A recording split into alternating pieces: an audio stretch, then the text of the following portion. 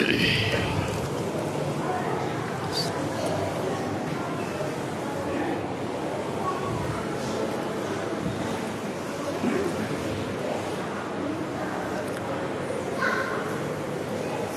الحمد لله نحمده ونستعينه ونستغفره ونؤمن به ونتوكل عليه ونعوذ بالله من شرور أنفسنا ومن سيئات أعمالنا من يهده الله فلا مضل له ومن يضلله فلا هادي له وأشهد أن لا إله إلا الله وحده لا شريك له وأشهد أن محمدًا عبده ورسوله يا أيها الذين آمنوا اتقوا الله حق تقاته ولا تموتن إلا وأنتم مسلمون يا أيها الناس اتقوا ربكم الذي خلقكم من نفس واحدة وخلق منها زوجها وبث منهما رجالا كثيرا ونساء واتقوا الله الذي تساءلون به والأرحام إن الله كان عليكم رقيبا يا أيها الذين آمنوا اتقوا الله وقولوا قولا سديدا يصلح لكم أعمالكم ويغفر لكم ذنوبكم ومن يطع الله ورسوله فقد فاز فوزا عظيما أما بعد فإن خير الحديث كتاب الله وخير الهدي هدي محمد صلى الله عليه وسلم وشر الأمور محدثاتها وكل محدثة بدعة وكل بدعة ضلالة وكل ضلالة في النار فأعوذ بالله السميع العليم من الشيطان الرجيم من همزه ونفخه ونفسه بسم الله الرحمن الرحيم وكم قسمنا من قرية كانت ظالمة وأنشأنا بعدها قوما آخرين وقال تعالى بسم الله الرحمن الرحيم وكم أهلكنا من القرون من بعد نوح وكفى بربك بذنوب عباده خبيرا بصيرا وقال تعالى بسم الله الرحمن الرحيم إن الله لا يظلم الناس شيئا ولكن الناس أنفسهم يظلمون وجاء في الحديث عن زيد بن ثابت رضي الله عنه قال رسول الله صلى الله عليه وسلم تعوذوا بالله من الفتن ما ظهر منها وما بطن فقالوا نعوذ بالله من الفتن ما ظهر منها وما بطن رواه مسلم وقال نبينا عليه الصلاة والسلام في حديث قدسي قال الله عز وجل إن رحمتي سبقت غضبي رواه البخاري او كما قال علیہ الصلاۃ والسلام۔ برادران اسلام، نوجوان دوستو، بزرگان دین، خواتین ملت، پردہ نشین میری ماؤں، بہنوں، دیگر معزز حاضرین و سامعین جمعہ، خطبہ مسنونہ کے بعد میں نے قرآن حکیم کی 3 مختلف مقامات کی آیتیں اور ان کے ٹکڑے پڑھے ہیں، پھر 2 حدیث جو ایک مسلم اور ایک بخاری کی ہے، آپ حضرات کے گوش گزار کی۔ انہی آیات و احادیث کے تناظر میں خطبہ جمعہ کے طور پر سابقہ امتوں کی ہلاکتیں، اسباب و علاج، اس عنوان سے کچھ بات رکھنے کی کوشش کروں گا۔ اللہ رب العالمین سے دعا ہے الہ العالمین مجھے شریعت اسلامیہ کی روشنی میں ہی کہنے اور ہم تمام کو شریعت اسلامیہ پر حتی المقدور عمل پیرا ہونے کی توفیق عنایت فرمائے، آمین۔ اولاً ہر قسم کی تعریف و توصیف، بڑائی، بزرگی، کبریائی اور بالا تری اللہ رب العالمین کے لیے لائق و زیبا ہو، جس نے ہمیں بے شمار نعمتوں دولتوں سے مالا مال فرمایا ہے۔ ثانیاً درود و سلام ہو تمام ہی انبیاء و رسول علیہم الصلاۃ والسلام پر، خصوصاً بے شمار و انگنت درود و سلام ہو ہمارے آپ کے آخری نبی جناب احمد مجتبیٰ محمد مصطفیٰ علیہ الصلاۃ والسلام پر، اور آپ کی آل اولاد پر۔ حمد و صلات کے بعد برادران اسلام، اگر ہم قرآن حکیم کو بغور پڑھیں تو ہمیں یہ معلوم ہوتا ہے کہ قرآن حکیم میں، قرآن مجید میں اللہ رب العالمین نے انسانوں کی رشد و ہدایت کے لیے بے شمار و انگنت واقعات بیان کیے ہیں، اور بہت سی باتیں اللہ رب العالمین نے رشد و ہدایت کی بیان کی ہیں۔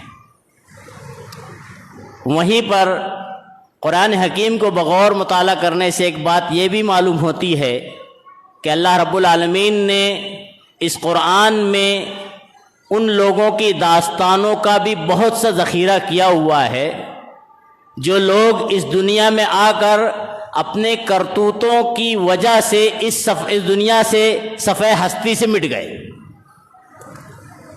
شریعت اسلامیہ میں پچھلی امتوں کی تاریخوں کو اس لیے دہرایا گیا ہے تاکہ امت محمدیہ ان تاریخوں کو پڑھ کر، سن کر اپنے اندر ان خرابیوں کو نکال دیوے، اور جن اچھائیوں کا اللہ رب العالمین نے تذکرہ کیا ہے امت محمدیہ اپنے اندر وہ اچھائیاں داخل کرے۔ اسی لیے شریعت میں پچھلی قوموں کی ہلاکت کے عنوان کو تفصیل سے رکھا گیا ہے، اور اگر ہم غور کریں تو اسباب و عوامل میں ملتے ہیں، اس کی وجوہات معلوم ہوتی ہے۔ اللہ کی کھلے عام بغاوت، سرکشی، نافرمانی، وقت کے رسول کی نافرمانی، وقت کے رسول کی تکذیب، وقت کے رسول کا مذاق اڑانا، اور اسی طرح دی گئی شریعت کی نافرمانی اور اس کا مذاق اڑانا۔ یہ تین اہم وجہ بنی ہے دیگر قوموں کی ہلاکت اور زوال کی۔ اللہ رب العالمین نے سورہ قاف، سورہ نمبر 50 آیت نمبر 14 میں ایک جملے میں، آیت کے ایک ٹکڑے میں اللہ نے بڑی تفصیلی بات بیان کر دی ہے۔ اللہ فرماتا ہے کُلٌّ کذب الرسل فحق وعید، کہ ان تمام امتوں نے جو اللہ کے عذاب میں گرفتار ہوئی، جو اللہ کے عذاب میں ہلاک ہوئی، جو تباہ و برباد ہوئی، اللہ نے نقشہ کھینچتے ہوئے کہا ہے کُلٌّ کذب الرسل، یہ تمام امتوں نے وقت کے رسولوں کا انکار کیا۔ فحق وعید، اللہ کہتا ہے ان پر عذاب مسلط ہو گیا۔ آج اس آیت کے ضمن میں امت محمدیہ اپنے آپ کو مسلمان کہلانے والے، اپنے آپ کو کلمہ گو کہنے والے غور کر سکتے ہیں، سبق لے سکتے ہیں کہ یہ آیت کریمہ اللہ نے جناب محمد رسول اللہ صلی اللہ علیہ وسلم کی تسلی کے طور پہ نازل کی تھی۔ اللہ رب العالمین اللہ کے نبی کو تسلی دیتے ہوئے کہتا ہے، اللہ کے نبی صلی اللہ علیہ وسلم آپ پریشان نہ ہو، اہل مکہ اگر آپ کو ستاتے ہیں، آپ کا مذاق اڑا رہے ہیں، آپ کی باتوں کی تکذیب کر رہے ہیں، آپ پریشان نہ ہو، اس سے پہلے بھی انبیاء کی تکذیب ہوئی۔ وہیں پر اللہ رب العالمین اس آیت کریمہ میں امت محمدیہ کو دوسرا اہم سبق دیتا ہے۔ اہل مکہ مخاطب اول تھے، اللہ کہتا ہے اہل مکہ تم لوگ جان لو اس سے پہلے کے نبیوں کا انجام، نبیوں کے امتیوں کا جنہوں نے ان کی تکذیب کی تھی، کیا انجام ہوا تھا۔ اللہ رب العالمین نے اشارہ دیا، بتایا اہل مکہ کو ہم بھی اس قرآن کے مخاطب ہیں، امت محمدیہ میں ہمارا بھی شمار ہوتا ہے، ہم بھی کلمہ گو ہیں۔ گویا اللہ ہم سے بھی خطاب کر رہا ہے کہ ہم نے بھی، امت محمدیہ نے بھی، اگر رسول اللہ صلی اللہ علیہ وسلم، رسول آخر جناب محمد رسول اللہ کی رسالت یا آپ کی باتوں میں سے ایک بات کی بھی تکذیب کر دی، اللہ کہتا ہے فحق وعید، اللہ کا عذاب مسلط ہو سکتا ہے۔ اگر ہم دیکھیں حالات حاضرہ کا جائزہ لیں تو ایسا لگتا ہے امت محمدیہ پر اللہ کا عذاب نازل ہو رہا ہے۔ اللہ رب العالمین ہمیں آپ کو، امت محمدیہ کو اپنے غضب سے محفوظ رکھے، آمین۔ ہم قرآن میں پڑھتے ہیں سورۃ الفاتحہ میں، پڑھنا ہی چاہیے، بغیر اس کے پڑھے کسی کی نماز نہیں ہوتی، چاہے وہ جہری نماز ہو، سری نماز ہو امام کے پیچھے ہو، انفرادی ہو، کوئی نماز نہیں ہو سکتی۔ کیوں نہیں ہو سکتی؟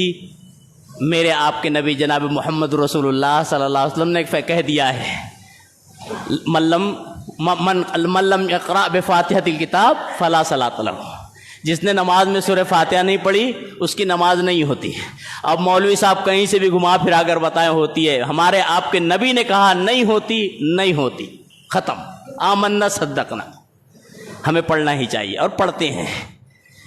ہم سورہ فاتحہ میں ایک چیز پڑھتے ہیں، اہدنا الصراط المستقیم، دعا میں بھی کرتے ہیں اللہم اہدنا الصراط المستقیم، صراط الذین انعمت علیہم، اے پروردگار صراط مستقیم ہمیں دکھا، اس کی ہدایت دے، اسی کی رہنمائی فرما، اسی پر قائم اور دائم رکھ۔ کس صراط مستقیم؟ صراط الذین انعمت علیہم، صحابہ کرام والا صراط مستقیم، مولوی والا یا فاطمیہ شیعہ والا صراط مستقیم نہیں، وہ صراط مستقیم بھی نہیں ہوگا، وہ گمراہی ہو سکتی ہے، صراط مستقیم نہیں ہو سکتی۔ تو اسی لیے ہم کہتے ہیں صراط مستقیم، صحابہ کرام والا راستہ، اللہ اس کی ہدایت ہمیں دے۔ آج امت اہدنا صراط المستقیم کہتے ہوئے شیعوں اور فاطمیوں کے اعمال کو اختیار کر بیٹھی ہے اور کہتی ہے کہ ہم اہدنا صراط المستقیم مانگتے ہیں، نہیں ہو سکتا ہے۔ پھر اس کے بعد آپ غور کریں، صراط الذین انعمت علیہم غیر المغضوب علیہم ولا الضالین، ہم دعا کرتے ہیں پروردگار جن پر تیرا غضب ہوا ہے، اے پروردگار جو گمراہ ہو گئے، جن پر تیرا عذاب آیا ہے، ان کے طریقے سے ہمیں محفوظ رکھنا، ان کا راستہ مت چلا دینا۔ اب آپ غور کریں، شریعت کا مطالعہ کر کے تو آپ کو معلوم ہوگا کہ شریعت اسلامیہ میں عذاب جن قوموں امتوں کو دیا گیا، تفصیلی واقعات 7 قوموں کا ہے، اور مختصر واقعات کئی قوموں کے اللہ نے اور اللہ کے نبی صلی اللہ علیہ وسلم نے بیان کیے ہیں۔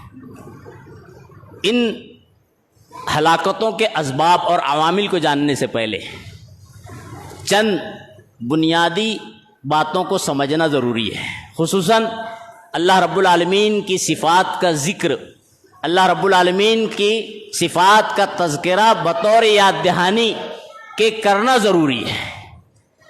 وہ یہ کہ اللہ رب العالمین عادل ہے، اور اللہ کی صفات کا تذکرہ اس موقع پر اس لیے کرنا ضروری ہے کہ اس موضوع کی وسعت سمجھ میں آئے، اس موضوع کو صحیح موڑ پر لے جائے جائے، اس موضوع کو سمجھنے میں آسانی ہو۔ اللہ رب العالمین عادل ہے، اللہ عدل کرتا ہے، اللہ ظلم و ذرہ برابر نہیں کرتا۔ سورہ نساء کا مطالعہ کریں، سورہ نمبر 4 آیت نمبر 40 میں اللہ رب العالمین فرماتا ہے ان اللہ لا یظلم مثقال ذرہ، اللہ ذرہ برابر بھی ظلم نہیں کرتا، اللہ عدل و انصاف کا فیصلہ کرتا ہے، اور اللہ کا جو فیصلہ ہے وہ عدل و انصاف پر ہی ہوتا ہے۔ اللہ بندوں پر ظلم نہیں کرتا، کیوں؟ اللہ رب العالمین غفور الرحیم ہے، اللہ رب العالمین کائنات کا پروردگار ہے، وہ بندوں پر ظلم و زیادتی نہیں کرتا اور نہ کرے گا۔ یہ بات ذہن نشین رہنا چاہیے۔ اللہ رب العالمین نے کہا کہ اللہ رب العالمین ذرہ برابر۔ پھر دوسری بات، اللہ کی صفات میں سے ایک صفت یہ ہے کہ اللہ رب العالمین مخلوق پر بڑا مہربان ہے، اتنا مہربان اللہ رب العالمین کہتا ہے نبی عبادی انی انا الغفور الرحیم۔ قرآن میں اللہ کہہ رہا ہے کہ اللہ کے نبی صلی اللہ علیہ وسلم میرے بندوں کو حکم دو، بتا دو، خبر دے دو، نبی عبادی انی، بے شک میں انا الغفور الرحیم، بڑا معاف کرنے والا مہربان ہوں، بہت درگزر کرنے والا، بہت عفو درگزر کا معاملہ کرتا۔ اللہ بڑا مہربان ہے۔ آپ قرآن میں مطالعہ کریں، هو الغفور الودود، اللہ نے کہا ہے اللہ رب العالمین غفور ہے، معاف کرنے والا ہے، بے شمار بخشش اللہ کے پاس۔ دوسرا نقطہ آپ غور کریں، اللہ کے نبی صلی اللہ علیہ وسلم کی میں نے حدیث قدسی سنائی ہے، نبی کریم صلی اللہ علیہ وسلم حدیث قدسی میں بخاری کے الفاظ ہیں، کہتے ہیں کہ اللہ رب العالمین فرماتا ہے ان رحمتی سبقت غضبی، میری رحمت میرے غصے پر ہمیشہ غالب رہی ہے۔ تیسری بنیادی بات یہ کہ اللہ رب العالمین اتمام حجت پہلے کرتا ہے۔ یہ اللہ کی جو صفات ہیں ان کا تذکرہ بڑا اہم ہے۔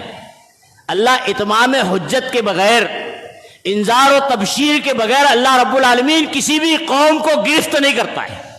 اللہ رب العالمین کسی بھی قوم پر عذاب نازل نہیں کرتا ہے.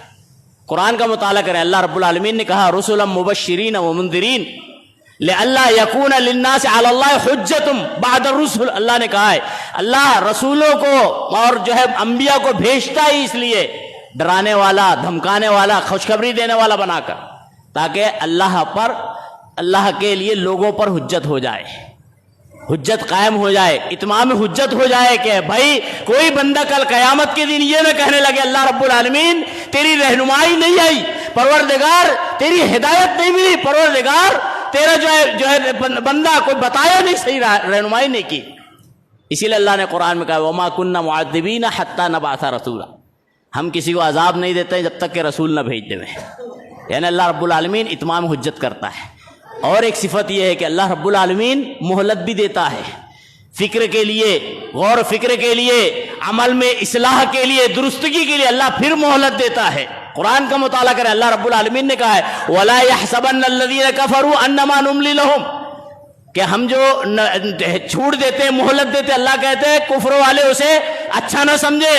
اگر اس چھوٹ میں رائے ہدایت ملی تو بہتر ہے، ورنہ یہ چھوٹ ان کے لیے اور آفت کا سبب ہے.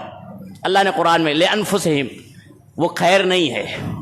پھر ایک بات، جب مہلت ختم ہو جاتی ہے تو اللہ گرفت بھی کرتا ہے، اور اللہ کی گرفت، اللہ کا عذاب، اللہ اپنے عذاب سے ہر مومن اور مومنہ کی حفاظت فرمائے. بڑی شدید ہے، المناک ہے. اللہ قرآن میں کہتا ہے ان عذاب ربک لشدید، تیرے پروردگار کا عذاب بڑا شدید ہے. اللہ کہتا ہے قرآن میں ان اخذہ علیم شدید، پروردگار کی پکڑ بڑی شدید پکڑ ہے. ان بطش ربک لشدید، اللہ نے قرآن میں کہا ہے تیرے رب کی پکڑ بڑی شدید ہے. اور ہم قرآن کا، شریعت کا مطالعہ کریں تو معلوم ہوتا ہے کہ اللہ کی گرفت، اللہ کی پکڑ، اللہ کا عذاب قوموں پر، سابقہ امتوں پر کیوں آیا، اللہ کے عذاب میں کیوں مبتلا ہوئے. وجوہات پڑھتے چلیں. سب سے پہلے رسول حضرت نوح علیہ السلام ہے. اللہ قرآن میں کہتا ہے وَكَمْ أَهْلَكْنَا مِنَ الْقُرُونِ مِنْ بَعْدِ نوح، ہم نے حضرت نوح علیہ السلام کی قوم کے بعد کتنی ہی قوم کو ہلاک برباد کر دیا. یعنی کئی قومیں، کئی جو بستیاں اللہ نے ہلاک برباد کر دی. قرآن میں اللہ رب العالمین کہتا ہے وَقَمْ قَسَمْنَا مِنْ قَرْيَةٍ كَانَتْ ظَالِمَةً، قسم نہ کہتے ہیں توڑ پھوڑ کر رکھ دینا. اللہ کہتا ہے کتنی ہی بستیوں کو، کم یہاں پہ صیغہ تقصیر ہے، یعنی ایک دو نہیں کئی بستیوں کو اللہ کہتا ہے ہم نے توڑ پھوڑ کر رکھ دیا. کیوں؟ وَأَنْشَأَ ظَالِمَةً كَانَتْ ظَالِمَةً، اللہ نے وجہ بھی بیان کی ہے کہ ظالم تھی، اپنے اوپر زیادتی کرتی تھی، وقت کے رسول کے ساتھ زیادتی کی تھی، اللہ کی شان میں گستاخی کرتی تھی. اللہ نے توڑ پھوڑ کر رکھ دیا. اس آیت کے ضمن میں امت محمدیہ غور کر سکتی، خاص طور سے وہ لوگ جو اللہ کے شان میں کھلے عام گستاخی کرتے ہوئے غیروں کے جو ہے آستانے پر جا کے ماتھا ٹیک رہے ہیں، ان سے کچھ اب امیدیں رکھے ہوئے ہیں. ایسے لوگوں سے جن کے خود اپنی خبر نہیں ہے کہ وہ کہاں پہنچے ہوئے ہیں، ان کی خود اپنی خبر نہیں ہے کہ وہ جنتی ہے کہ نہیں ہے، کوئی گارنٹی نہیں ہے. کتنا بھی بڑا ولی اللہ جو گزر گئے اس دنیا میں، کوئی ایک آدمی آئے چیلنج اس کو شریعت سے لا کر دکھا دے نام کے ساتھ کہ یہ اللہ کا ولی ہے، یہ جنتی ہے، کسی کی گارنٹی نہیں ہے. اللہ نے کہا ہے اللہ کے ولیوں پر خوف نہیں. ولی اللہ نے متعین نہیں کیا، امت نے متعین کیا ہوا ہے. یہ نقطہ غور کریں. ایسے کے پاس جا کر اپنے سر کو ٹکانا، اللہ کے ساتھ شان میں گستاخی، کھلے عام گستاخی. اللہ رب العالمین کہتا ہے قرآن میں قسمنا، ہم نے کتنی امتوں کو توڑ مروڑ کر رکھ دیا جنہوں نے اللہ کی شان میں، وقت کے رسول کی شان میں گستاخی کی تھی، شریعت کی خلاف ورزی کی تھی. اللہ کہتا ہے ہم نے توڑ پھوڑ کر رکھ دیا. آپ گئے، اس کے بعد اللہ کہتا ہے کانت ظالمہ وانشأنا بعدہا آخرین قوما آخرین، اس کے بعد ہم نے دوسری قوم تاکہ عبرت حاصل کر لے ہوئے، نصیحت حاصل کر لے ہوئے. یہ اللہ نے ہمیں عبرت و نصیحت کے لیے کہا ہے کہ امت محمدیہ، مسلمان کلمہ گو اللہ کے علاوہ کسی در پر نہ جائیں، ہر معاملے میں اللہ کو یاد کرے، مشکل کشا، حاجت روا اللہ کے سوا کوئی نہیں ہے، اور اللہ کے نبی صلی اللہ علیہ وسلم کی رسالت کا کسی صورت بھی انکار نہ کرے، ورنہ اللہ نے کہا ہے اللہ ہلاک کر سکتا ہے. آپ قرآن کا مطالعہ کریں. اللہ رب العالمین کہتا ہے ان اللہ لا یظلم الناس، اللہ رب العالمین لوگوں پر ظلم نہیں کرتا ہے. ولیکن الناس، لیکن لوگ انفسہم یظلمون، اپنی نفسوں پر ظلم کرتے ہیں۔ اس کو ہم سمجھ سکتے ہیں۔ اللہ رب العالمین نے ہمیں آنکھ دیا ہے، نعمت ہے اللہ رب العالمین کی آنکھیں، یہ دیکھنے کا کام کرتی ہے۔ اللہ نے کان دیا ہے، یہ سننے کے کام کرتے ہیں۔ اللہ رب العالمین نے عقل سلیم دیا ہے، عقل و بصیرت دی ہے، تاکہ بندہ حق و باطل میں سمجھ کرے، پرکھ کر سکے۔ اگر بندے اللہ کے بندے ان نعمتوں سے صحیح صلاحیتیں نہ اختیار کریں، ان کی صلاحیتوں سے صحیح استعمال نہ کریں، تو نتیجہ کیا ہوگا؟ وَلَٰكِن كَانُوا أَنفُسَهُمْ يَظْلِمُونَ، اپنی نفسوں پر ظلم کر رہے ہیں۔ صلاحیتوں کا صحیح استعمال ہوگا، رائے حق ملے گی تو انشاءاللہ دنیا بھی نجات اور آخرت بھی نجات۔ صلاحیتوں غلط استعمال کا نتیجہ کیا ہوتا ہے؟ پچھلی قوموں کی تباہی کے جیسا۔ آپ غور کریں، قوم، کئی تذکرے ہیں، تفصیلی گفتگو نہیں ہو پائے گی، موقع نہیں ہوتا ہے۔ نبی حضرت آدم علیہ السلام کے بعد کئی ایک آئے ہیں۔ مورخین لکھتے ہیں 10 قرن ہے، یعنی 10 صدیاں، 10 نسلیں ہیں حضرت نوح علیہ السلام تک۔ حضرت نوح علیہ السلام کو اللہ رب العالمین نے نبی کے ساتھ رسول بھی بنایا ہے، اس کی تفصیل کسی اور موقع پہ جان لیں۔ حضرت نوح علیہ السلام رسول بھی بن کر آئے تھے۔ نوح علیہ السلام اپنی قوم میں آئے، قوم کو سمجھایا۔ روایتوں میں ملتا ہے، تاریخ میں ملتا ہے، 3 بنیادی باتیں انہوں نے رکھی۔ پہلی بنیادی بات اللہ کی الوہیت، اس میں شرک نہیں کرنا۔ آپ قرآن کا مطالعہ کریں گے، اللہ رب العالمین نے قرآن میں اشارہ دیا ہے کہ جتنے بھی نبی اور رسول آئے ہیں اس دنیا میں، سب کے سب نے سب سے پہلی دعوت اللہ کی الوہیت کی، اللہ کی عبادت کی، خالص بندگی کی دعوت دی۔ نوح علیہ السلام نے بھی یہ دعوت دی، شریعت کی فرما برداری، حضرت نوح وقت کے رسول کی اطاعت۔ قوم نے ان تینوں بنیادی باتوں کا انکار کیا۔ اب غور کریں، تفصیل قرآن میں اللہ نے جا بجا بیان کی ہے، سورہ نوح میں اللہ رب العالمین نے تفصیل سے بیان کیا ہے۔ قرآن کا مطالعہ کریں، اللہ رب العالمین کہتا ہے کہ حضرت نوح علیہ السلام 1000 میں 50 کم، یعنی 950 سال قوم کو دعوت دیتے رہے، سمجھاتے رہے، قوم سدھرنے کا نام نہیں لی۔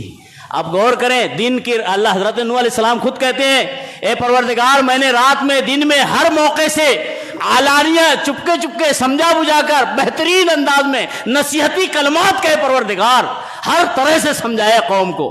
قوم سدھرنے کا نام نہیں لے رہی ہے، قوم ٹس سے مس نہیں ہو رہی ہے۔ اے پروردگار، چند لوگوں کے علاوہ تمام قوم ہر درمی پہ مبتلا ہے۔ 950 سال معمولی نہیں ہوتا دعوت و تبلیغ کے۔ اس کے بعد اللہ رب العالمین سے دعا کرتے، پروردگار اب تو ہی ان کا ہے، کیا کرنا ہے پروردگار، تو ان کے حق میں فیصلہ کر دے۔ حضرت نوح علیہ السلام کو حکم ملتا ہے کشتی بنانے کا۔ آپ قرآن کا مطالعہ کریں، ان کے اندر جو طاقتور قسم کے لوگ تھے، اللہ رب العالمین نے مترفیہ کہا ہے، یعنی جو خوشحال لوگ ہوتے ہیں۔ لیکن خوشحال سے مراد وہ خوشحال نہیں جس کو اللہ نے خوشحال رکھا ہے اور وہ اطاعت گزار ہے، وہ نہیں، بلکہ خوشحال اور متکبر، یعنی تکبر، غرور، گھمنڈ میں مبتلا ایسا شخص اگر ہو تو وہ اپنے آپ کے لیے آفت سمجھے۔ متکبر قسم کے لوگ تھے، غرور گھمنڈ میں خوشحال تھے، انہوں نے حضرت نوح علیہ السلام کی اس کشتی کا بھی مذاق اڑایا۔ کہتے تھے، اللہ قرآن میں نقشہ کھینچتا ہے، نوح کیا یہ کشتی زمین پر چلنے والی ہے؟ حضرت نوح علیہ السلام وقت کے نبی ہے، اللہ کا حکم ہے، بنا رہے کشتی تیار ہو جاتی ہے، اللہ رب العالمین کہتا ہے اے نوح اپنے اس مخلوق میں سے ہر میں سے جوڑے اس میں جمع کر لے، اکٹھے کر لے۔ نوح علیہ السلام کشتی میں سب کو سوار کر لیتے ہیں۔ اس کے بعد اللہ قرآن میں نقل کرتا ہے سورہ قصص میں، وحال بینہم الموج، ایک سمندر میں موج آتی ہے، اس کے بعد طوفان آ جاتا ہے، طوفان میں پورے جتنے نافرمان شرکس اللہ کے نافرمان ہوتے ہیں سب غرقاب ہو جاتے ہیں۔ وہی لوگ محفوظ رہتے ہیں جو حضرت نوح علیہ السلام کی کشتی میں سوار ہیں۔ پھر یہ قبیلہ بعد میں عاد کے نام سے مشہور ہوتا ہے، عادی قبیلہ، عادی تھے، اسے اللہ رب العالمین نے سورہ حاقہ میں تذکرہ کیا ہے، جس کی طرف حضرت ہود علیہ السلام بھیجے گئے تھے۔ آپ دیکھ لیے، میں تفصیل سے نہ مختصر سے بتا دوں، آج جو قوم قبیلہ تھی یہ حضرموت یمن ہے، اس کے اطراف میں ساحلی حصوں میں رہا کرتی تھی، سمندر کے ساحل پر پہاڑوں میں بڑے بڑے مکانات جن کے آثارات آج بھی کھنڈرات موجود ہیں، اللہ نے نشانات کے طور پہ رکھا ہوا ہے۔ صدیاں بیت رہی ہے، نشانات باقی ہیں، تاکہ امت محمدیہ جب ان کے بارے میں سنے تو کچھ عبرت کا مقام لے، نصیحت حاصل کرے۔ کیا کہتے تھے قوم عاد؟ اللہ تذکرہ کہتا ہے نحن اشد من اشد منا قوہ، ہم سے طاقتور اور کون ہو سکتا ہے۔ حضرت ہود علیہ السلام نے بڑا سمجھایا، نافرمانی اللہ کی بھی، حضرت ہود علیہ السلام کی بھی، اپنی منمانی زندگی گزار رہے تھے جیسے آج امت محمدیہ منمانی زندگی گزار رہی۔ اللہ رب العالمین محفوظ رکھے اپنے عذاب سے۔ یہی معاملہ ہے نا امت محمدیہ کا، اکثریت کا کیا معاملہ ہے؟ نماز جو ہے اس کی اپنے نبی کی نہیں ہے، نماز فلاں مولوی کی، عبادتیں جو کر رہا ہے، عید منا رہا ہے کسی اور کی ہے۔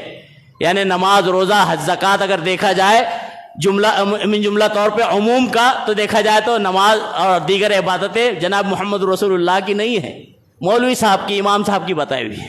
نتیجہ کیا ہوگا؟ اللہ رب العالمین نے تذکرہ کیا ہے، حضرت نوح علیہ السلام کے بعد قوم عاد آئی، بڑے طاقت و قوت والے، بڑے جسیم القد والے، اور اپنے آپ پر گھمنڈ کرتے تھے کہ ہم بڑے طاقتور۔ اللہ رب العالمین نے، آپ قرآن کا مطالعہ کریں، سورہ حاقہ 69 نمبر آیت نمبر 5 6 7 8، اللہ رب العالمین نے قوم عاد کا تذکرہ کیا ہے۔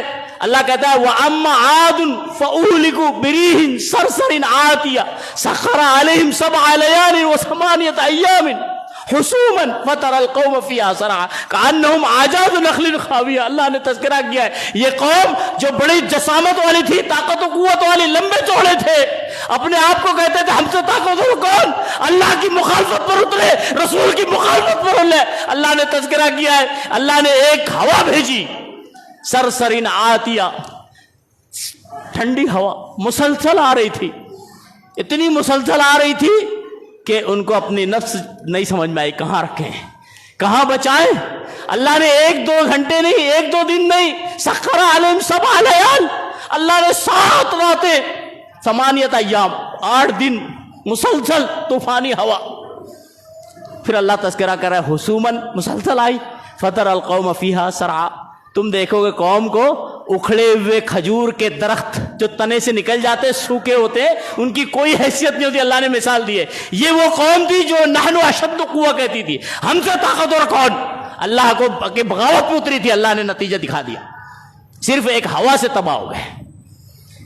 آپ دیکھیں قوم سمود کا تذکرہ، اللہ رب العالمین نے حضرت صالح علیہ السلام کو اس قوم کی طرف بھیجا تھا۔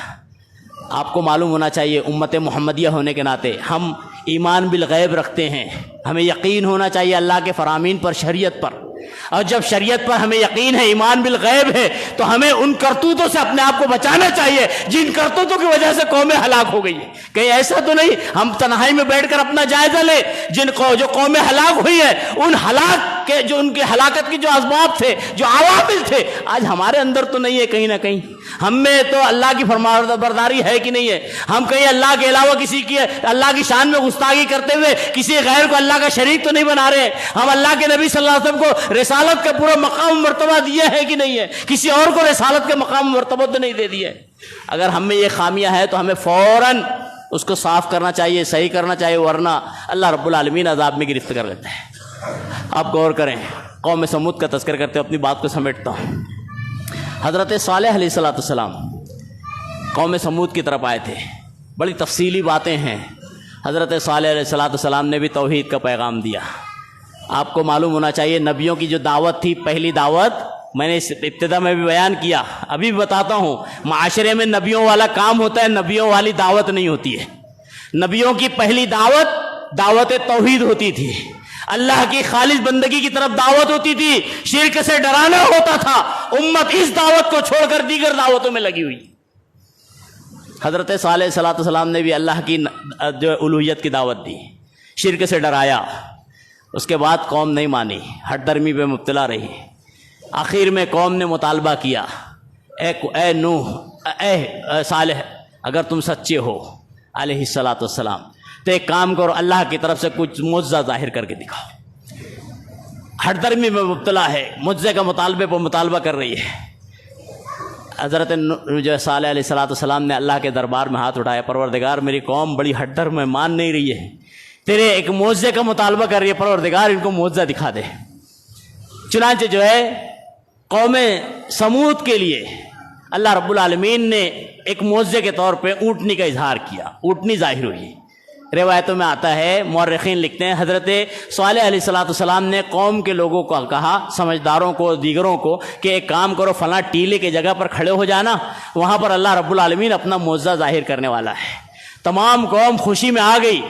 یہ خوشی ظاہری تھی ہوگی، ظاہر بات ہے، جب اللہ کی نافرمانی میں مبتلا تھے تو یہ دیکھنا تھا کہ حضرت صالح علیہ السلام سچ ہیں کہ جھوٹ ہیں، جیسے اہل مکہ نے مطالبہ کیا تھا اللہ کے نبی صلی اللہ علیہ وسلم سے۔ بہرحال جب لوگ جمع ہو گئے، اللہ رب العالمین نے اپنی قدرت کا مظاہرہ کیا۔ اونٹنی پہاڑ سے باہر نکلی۔ جب اونٹنی باہر نکل آئی، لوگ متحیر تھے، تعجب میں تھے۔ اللہ رب العالمین جو اعلیٰ کل شیء قدیر ہے، ہر چیز پر قادر ہے، آگ کو گلے گلدار بنا سکتا ہے، پہاڑ سے اونٹنی نکال سکتا ہے۔ اللہ کی شان ہے۔ اللہ کی شان میں کسی اور کو شریک اور ساجی نہیں ٹھہرانا چاہیے۔ اللہ کی شان اللہ کی شان ہے۔ لوگوں نے اللہ کی شان میں نعوذ باللہ لوگوں کو کھلے عام بغاوت کے طور پہ شریک اور ساجی کر دیا۔ اللہ محفوظ رکھے امت محمدیہ کو۔ بہرحال جب اونٹنی نظر آ گئی، سامنے سے اونٹنی آئی تو لوگ خوش ہوئے۔ حضرت صالح علیہ السلام نے قوم کو سمجھایا، دیکھو دو شرطیں ہیں، یہ یاد رکھنا، یہ اللہ کی طرف سے ایک آزمائش ہے، اللہ کی طرف سے ایک معجزہ تو ہے لیکن آزمائش بھی ہے۔ اس اونٹنی سے چھیڑ خانی مت کرنا، اسے ستانا نہیں، تکلیف مت دینا۔ یہ اللہ رب العالمین کی طرف سے حضرت صالح علیہ السلام سمجھ گئے تھے اب قوم بڑی آزمائش میں مبتلا ہو گئی ہے، کیونکہ اللہ نے اپنا معجزہ ظاہر کر دیا ہے۔ قوم کو بڑا سمجھایا، دھیان رکھنا، اسے چھیڑخانی مت کرنا، تکلیف مت دینا۔ دوسرے یہ کہ ایک دن اس کی باری ہوگی کنویں سے پانی پینے کی، پھر تم لوگ مت پینا، تم لوگ اپنے مویشی کو مت پلانا۔ حضرت صالح علیہ السلام نے قوم کو تعلیم کر کے تلقین کر دی۔ ایسے ہی ہوا کچھ دنوں تک۔ اونٹنی پیتی تھی پانی، لوگ اپنے جانوروں کو اپنے آپ کو روک کے رکھتے تھے۔ دیگر دن جو ہے لوگوں کا پینے کا اور استعمال کرنے کا وقت ہوتا تھا، لوگ استعمال کرتے تو اونٹنی جو ہے اپنا باہر صحرا میں گھومتی رہتی تھی۔ یہ اللہ کا زندہ و جاوید معجزہ۔ اس کے بعد جو ہے ایک وقت ایسا آیا، قرآن میں اللہ رب العالمین نے سورہ ہود میں تذکرہ کیا ہے، سورہ نمبر 11 میں اللہ نے تذکرہ کیا ہے کہ ایک وقت ایسا آیا کہ حضرت صالح علیہ السلام کی قوم کے 9 فرد ایسے تھے، 9 افراد۔ قوم میں کچھ ہوتے ہیں نا قماش قسم کے لوگ، جیسے آج ہمارے معاشرے میں بھی ہے۔ جہالت اتنی آ گئی ہے کہ ایک جاہل، بہرحال اس کی تو وہ تو نادان ہے، اس کے پیچھے جن کے ہاتھ ہے وہ کتنا بڑا جاہل ہے کہ جو ہے عید میلاد کے موقع پر، جو کہ شریعت میں کہیں نہیں ہے، اسلام میں کہیں نہیں ہے، نبی کی میلاد کے موقع پر کھڑے ہو کر امت مسلمہ کے خلاف سور اور فلاں فلاں کے نعرے لگا رہے، اتنی بڑی جہالت۔ بہرحال اللہ رب العالمین نے اپنا معجزہ دکھایا، اونٹنی پھر رہی ہے۔ 9 لوگ ایسے تھے قماش قسم کے حضرت صالح علیہ السلام کی قوم میں، جو بڑی نگرانی کیے ہوئے تھے اور بڑے بدماش قسم کے لوگ تھے۔ حضرت صالح علیہ السلام کی باتیں بھی تسلیم نہیں کرتے تھے، مزید اونٹنی کے ساتھ شرارت کرتے تھے۔ ایک مرتبہ انہوں نے پروگرام بنایا، بڑی تفصیلی باتیں ہیں تاریخ میں، پروگرام بنایا کہ ہم حضرت صالح علیہ السلام کو اور اونٹنی کے ساتھ کچھ ایسا جو ہے شبخوں ماریں گے اور قتل کر دیں گے۔ نتیجہ یہ ہوا کہ پہلے انہوں نے اونٹنی کی کونچیں کاٹ دی۔ جب کونچیں کاٹی گئی اونٹنی کی، اونٹنی سے ایک چیخ نکلی، اونٹنی نے ایک چیخ ماری۔ روایتوں میں آتا ہے اتنی شدید چیخ تھی کہ تمام لوگوں کے کانوں میں پہنچ گئی۔ حضرت صالح علیہ السلام بھی دوڑ کر آئے، دیکھا تو کہا کس نے کیا یہ اللہ کے رب العالمین کے معجزے کے ساتھ، آزمائش کے ساتھ چھیڑخانی۔ اب یاد رکھو قوم کے لوگوں، تمہارے اوپر عذاب آنا طے ہے، تم نے اللہ کے معجزے کے ساتھ چھیڑخانی کی ہے۔ اس کے بعد کیا ہوتا ہے؟ اللہ رب العالمین حکم دیتا ہے حضرت صالح علیہ السلام کو، آپ اپنے ماننے والوں کو لے کر گھر اس جو ہے گاؤں سے باہر چلے جائیں، کیونکہ اب اللہ کا عذاب آنا ہے، 3 دن کے اندر اللہ کا عذاب آنا ہے۔ روایتوں میں آتا ہے کہ 3 دن میں اللہ رب العالمین کا ایسا شدید عذاب آیا جو چیخ کے انداز میں تھا۔ اللہ نے سورہ حاقہ میں سورہ نمبر 69 میں اس کا تذکرہ کیا ہے، وَأَمَّا ثَمُودُ فَأُهْلِكُوا بِالطَّاغِيَةِ، کہ جو سمود تھی، قوم سمود، حضرت صالح علیہ السلام کی قوم، یہ چیخ سے مر گئی، ہلاک ہو گئی، برباد ہو گئی۔ یعنی اس قدر چینخ اتنی تیز تھی کہ چینخ کی قوت برداشت جو قوت سماعت ہوتی ہے برداشت نہیں کر سکی، اور تمام کی تمام قوم تباہ و برباد ہو گئی۔ اس تینوں واقعات، اور بھی واقعات ہیں انشاءاللہ، موقع سے زندگی رہی تو اس کی تفصیل رکھی جائے گی۔ ان واقعات سے ہمیں کیا سبق ملتا ہے، کیا عبرت اور نصیحت ملتی ہے؟ امت محمدیہ ہونے کے ناطے ہمیں سب سے بڑا سبق یہ ملتا ہے کہ ہم جب تک اس دنیا میں رہیں تہیہ کر لیں کہ خالص اللہ کی بندگی کریں گے۔ پہلا سبق ملا اللہ کی بندگی میں، امت محمدیہ ہونے کے ناطے ہم یہ تہیہ کر لیں کہ اللہ کا کوئی شریک اور ساجی حاجت روا مشکل کشا کے طور پہ نہیں ٹھہرائیں گے۔ دوسرا سبق ہے۔ تیسرا سبق یہ ملتا ہے کہ جو شریعت کی پابندی متعین کی گئی ہے، امت مسلمہ ہونے کے ناطے حتی المقدور کوشش بھر ہم شریعت کے پابند رہیں، نمازوں کے، زکوٰۃ کے جو ہمارے اوپر فرائض عائم ہیں، روزے کے اور دیگر جو عبادتیں ہم پر اللہ نے متعین کی ہے ان کو اختیار کرتے رہیں۔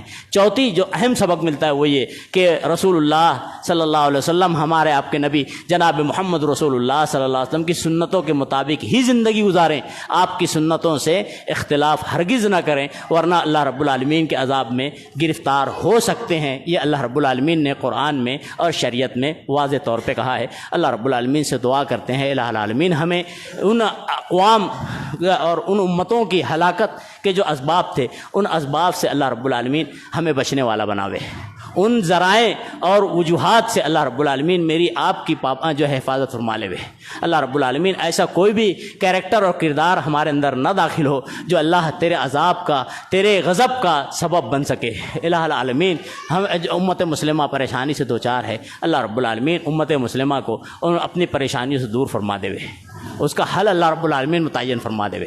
اللہ رب العالمین جو کچھ ایسے لوگ ہیں جو بلا سبب کے جیل کی صحبتوں سے دوچار ہیں، الہ العالمین رہائی کے اسباب مہیا فرما دے۔ الہ العالمین ہمارے خلاف، امت محمدیہ کے خلاف جہاں بھی شرور و فتن مقرر کیے جا رہے ہیں، اللہ رب العالمین ان شرور و فتن سے اللہ میری آپ کی امت محمدیہ کی حفاظت فرما لے۔ اللہ کے نبی کریم صلی اللہ علیہ وسلم نے کہا تھا کہ اے لوگو اللہ رب العالمین سے فتن سے جو ہے پناہ مانگو۔ صحابہ کرام نے فوراً نعوذ باللہ من الفتن ما ظہر وما بطن کہا تھا۔ ہم بھی اللہ رب العالمین سے دعا کرتے ہیں الہ العالمین ہمیں ہر قسم کے فتنے سے حفاظت فرما لے، ہماری اور ہم امت محمدیہ کی حفاظت فرما لے۔ خصوصاً خواتین میں فتنے بہت اجاگر ہو رہے ہیں، اللہ رب العالمین امت محمدیہ کی خواتین کو بھی ان فتنوں سے محفوظ اور معمور رکھے۔ اللہ رب العالمین جو ہم میں پریشان حال ہیں، اللہ رب العالمین اس کی پریشانی کو دور فرما دے۔ اللہ جو مقروض ہیں ان کے قرض کے پورے ہونے کے اسباب مہیا فرما دے۔ اللہ رب العالمین ہم میں جو بیمار ہیں اللہ انہیں شفائے کاملہ عاجلہ نصیب عطا فرما دے۔ اللہ رب العالمین ہم میں جو گزر گئے ہوں چھوٹے بڑے، اللہ رب العالمین ان کی کروٹ مغفرت عطا فرما دے۔ اللہ رب العالمین جب تک ہمیں اس دنیا میں رکھے حقیقی دین اور ایمان پر قائم اور دائم رکھے۔ الہ العالمین میرا آپ کا ہر مومن اور مومنہ کا خاتمہ بھی حقیقی ایمان اور دین پر ہی فرما دے۔ آمین۔ اقول قولی ھذا واستغفر اللہ لی ولکم ولسائر المسلمین انہ تعالی جواد کرم بر رؤوف رحیم فاستغفروہ انہ هو الغفور الرحیم۔